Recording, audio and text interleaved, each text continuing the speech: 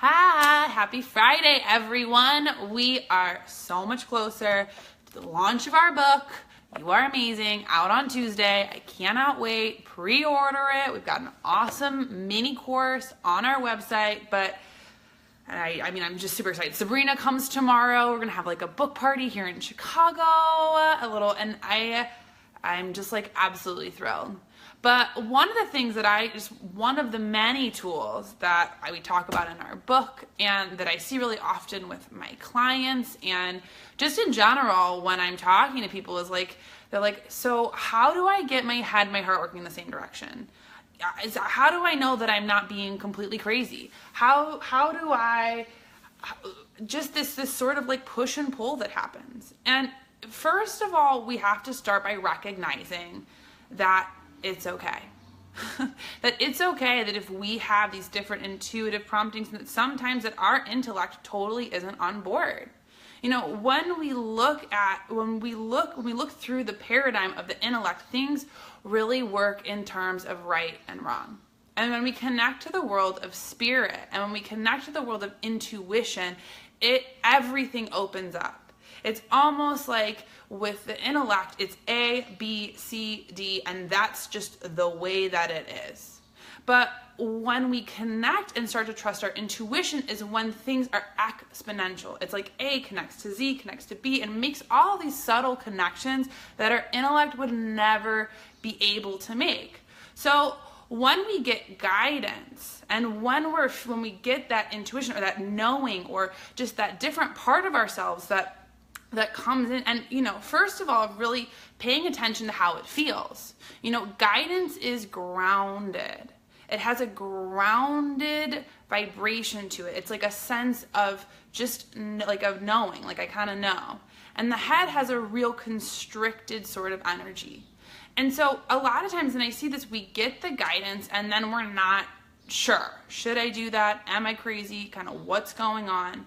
So one of the first things that I want you to do, and one of my favorite tools, is even just start by acknowledging what you're getting. And really acknowledging what that is and what those decisions are. And it doesn't have to be a big deal. Let's not make it a big deal. Our culture so values the intellect, learning through just not like just through books, but we have to recognize that that's just one way of picking up information. We have different ways of tuning in. So, one of the simplest, easiest ways to really start to trust and really start to calm down your brain, who's really just trying to protect you, let's be honest, is to even just start by creating any sort of practice for yourself. Just like when you start to learn to do anything, or when you really start to tune into anything, from riding a bike to any sort of, let's say, a new job, when learning new ways of being in the world, even just start by having a practice. And one of my favorite practices is even just in your car saying, my spirit says, and then saying it out loud. And at first paying attention to how it feels. Paying attention to what your guidance is and really noting where you are guided. Those little no big deal things. Maybe it's that your intuition, excuse the barking dog, wants a parking spot, or it is like just maneuvers you to this parking spot, or that just the tiny synchronicities that happen in life. Write them down. Pay attention to them.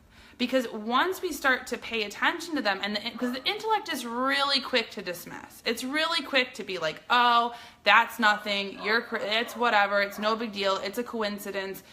Really start to devote and give your attention to the things that pop up for you. And really anchor them into, really write them down. Just even for 1 week, write down all the little ways that your guidance shows up. And it might just be little knowings, maybe dreams, maybe different things, maybe songs on the radio, whatever resonates. And then after a week, go back and look at the different things that show up. Second of all, another really great way to do it is think about moments in your life where you've already been guided, where you knew, where you already had that aha, where you're like, oh my gosh, I totally, absolutely knew what was going on, how it, and really even there, and even better, if you have a friend or somebody who's also into it, start talking about it, because it's really funny because it has a ripple effect. If you start talking about it, then it's almost like this is somebody else will be like, I had this guidance and we had this guidance, and it keeps expanding exponentially. And it's almost like having this echo chamber and really giving yourself validation.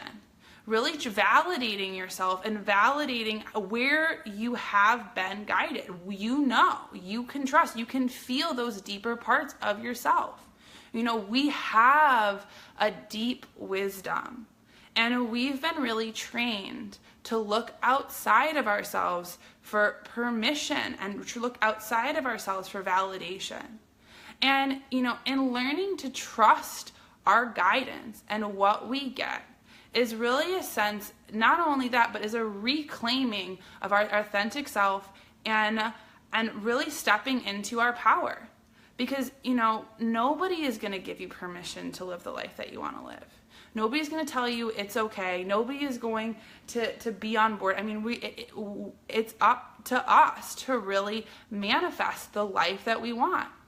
And so for the parts that say, am I crazy?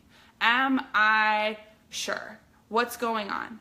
If you really feel the energy, a lot of times it isn't even our own voice. That isn't even an actual reflection of who we are. It's kind of other people. It can almost like feel like this other sort of part of ourselves. And so it's almost like having to see that and going a little bit deeper and going, you know, of knowing that that's true. You know, also just in a sense of like, we are naturally designed to be intuitive beings. I mean, we constantly are picking up on things. And we do it all the time. It's not difficult. You know, a lot of times we try and make tuning into our intuition like way harder than it is. And it's and really if we think about it, it's paying attention, it's like to the obvious, to what these obvious things are. And if we start to pay attention to them, that allows us to create more trust. And just like any relationship, you know, whether you're in a romantic relationship or your friendship or anything like that, relationships take watering. You need to give attention and commitment and show up. And just like our intuition and just with our own relationships with ourselves and that deeper knowledge is we have to have that same sort of devotion, attention. We need to pay attention to our spirit, and it doesn't require a lot. It doesn't mean that we have to read a million books. It doesn't mean that we have to go find all these different things outside of ourselves, but just of really creating a little bit of space, just even for a few minutes a day to water that relationship. You know, one of my favorite ways, if you're ever on my Instagram, is I'm not a morning person like at all. I move very slowly in the morning. And one of my first things that I do is before I even get out of bed, is I give myself 20 minutes to meditate before I'm even like totally present in the world. And then after that, I like kind of stretch and get back into my body. And I even will just ask myself, what does my spirit say? What is my message for the day for myself? And I'll just give it 1 second, like one word, and just have it pop out of my mouth. And then I don't think about it. I actually write it down in my journal. It's sort of just like a quick way to kind of get started. And then I get up, and then another beautiful way that I love to start my day is I will pull cards out of my tarot deck. That's something that works for me. That's something that speaks to me. But the thing is we can start to cultivate a relationship with our intuition and our spirit in a million different ways. All we have to do is to give ourselves a little bit of space and get quiet and just be quiet and listen. You can connect to your spirit and to your intuition just by over your morning cup of coffee. Instead of, you know, scrolling through the news or whatever, and just give it a minute and really feel how that feels in your body. Pay attention to how the energy shifts and changes. really just see the effect. Because, once we start to pay attention, once we really start to notice how these little tiny subtle changes happen, we trust more and more. It's like the intellect gets on board. To become, the thing is our intellect and our egos really are just really trying to protect us. So that voice that goes, are you sure? Do you know? Are you positive? Is just that part of ourselves that really wants to keep us safe. But we have to remember that we are safe in our bodies, in our physicality. This is a safe place. Being in our bodies connected to our spirits is a safe place. And that doesn't happen out in any other way. And so when we start to really call back and remember that we not only are now have this knowing, but that we can just give it a little bit of attention and pay attention to those subtle changes, what happens is there's a huge ripple effect. Like we all of a sudden you notice all of these different places. And I love you, Ron, exactly. There is safety in spirit, 100%.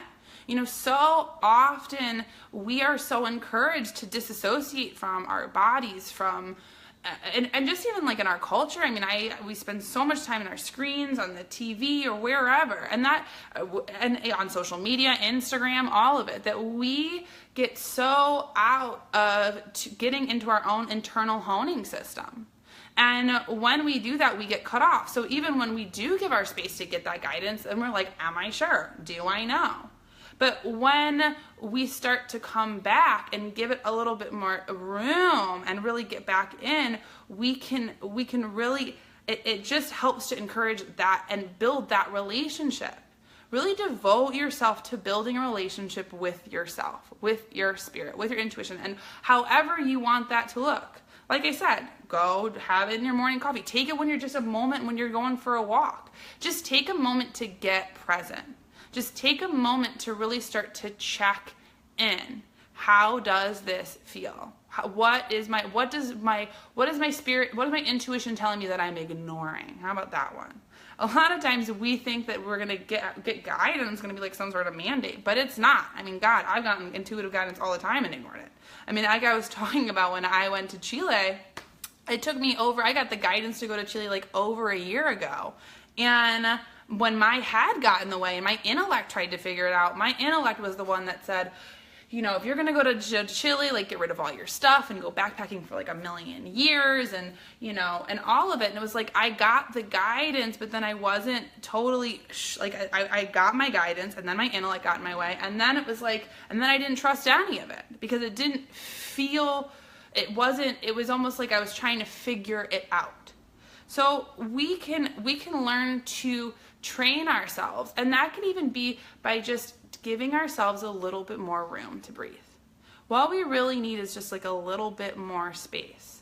And also, in learning to trust ourselves and trust our intuition and trust our guidance and trust our spirit is, that is really making sure too that we are aware and I don't want to say protective because that feels the wrong word, but aware of who we share it with, in the sense of, for example, I've had a few friends who I know who are just like in a very different channel. They just are fifth sensory. That's great. That's the way their life works for them. I love it. I get it. But I'm not going to open myself up for debate or conversation. I'm not going to try and convince them of anything. I'm just going to give myself and them permission to do life however they want to do it.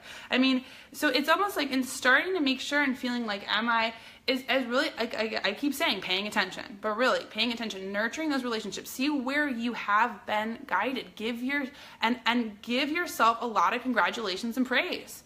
We don't get a lot of that. Quieting the ego isn't always that easy. I flip back before my ego and intuition. Okay, yeah. Quieting the ego isn't that. But it doesn't have to. Okay, first of all, let's just decide that quieting our ego doesn't have to be difficult. And it doesn't mean that we have to silence our ego. It It doesn't mean that we have to silence it and make it completely quiet. It just means that we can tune back in. And even in quieting our ego, like I was saying earlier, start noting to where you've been intuitively guided to because what it does is it's food for your intellect to help trust. It's like when you have more it's almost like knowing that you can protect, like that it's protected. Does that make sense? Or even just giving yourself permit, like deciding that it doesn't have to be all or nothing. And also not having to totally have to decide what the outcome is. You know, getting into our ego and getting into that constricted space, you know, it's an invitation for us to really give ourselves more compassion. You know, sometimes there's this part of us that I've just like heard with my clients or different things where it's like, I have to be more spiritual, or I'm not doing a good job because I'm doubting my guidance, or I'm feeling ungrounded. And that's just, for me, that's like spiritual abuse. It's okay to have those different things, but you have the choice as to how you react or what you decide to do. You know, and even in that place, it's like I get to decide, and also really paying attention and reminding ourselves that you're not in danger.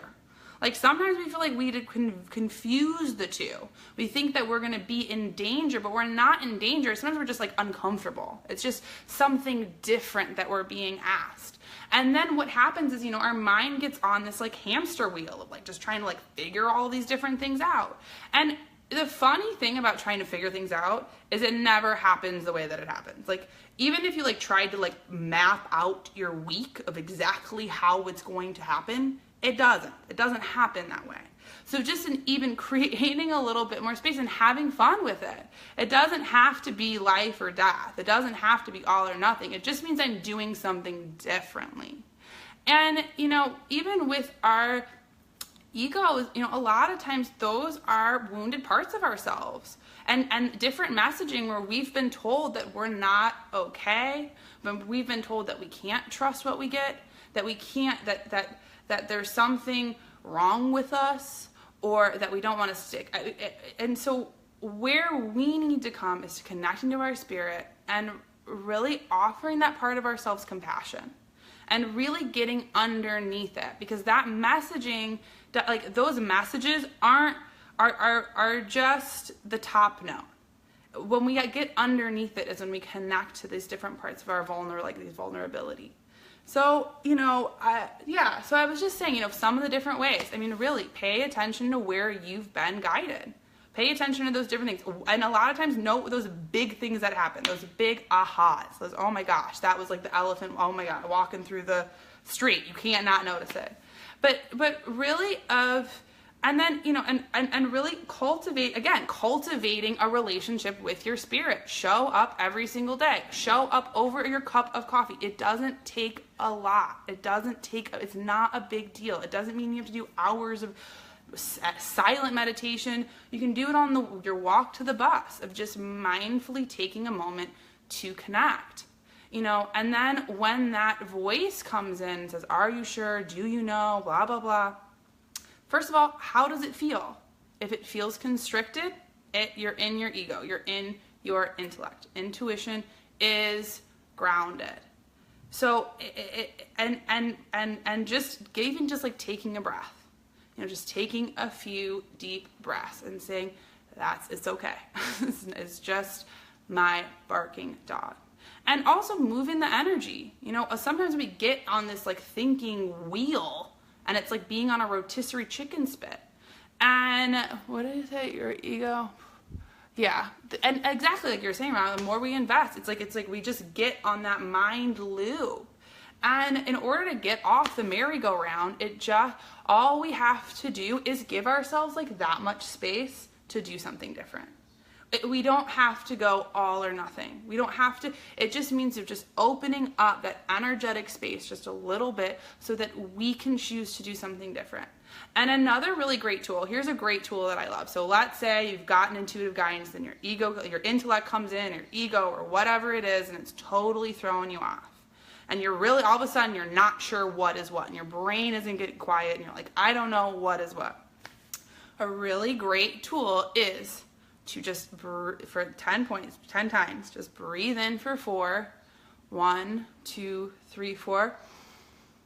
Hold for 2. And exhale for 4. And do that about 10 times. And really, and while you're doing it, close your eyes, maybe put a hand on your heart, hand on your belly, and just let your mind relax. Just start to relax. And then when you're done, say, my spirit says, and then pop it out. Just burp it up. Don't give yourself a lot of time to think. And see how that feels. You know, for me, what I've seen a lot of times is that you get really good guidance. You know, the more chatter there is, that's your head. That's your head. And not trying to banish that part of yourself.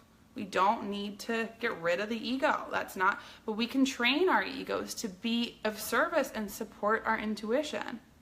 And, you know, that starts by making a choice and cultivating that connection.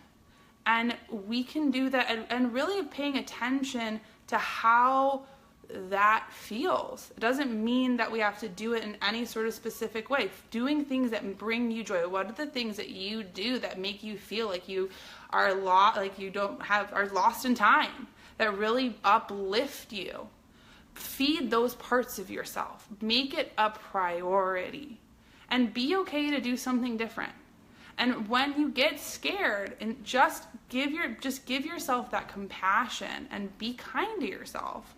We really need to be nicer to ourselves, first and foremost, because as we get nicer and more kind to ourselves, we can be nicer and more kind to other people.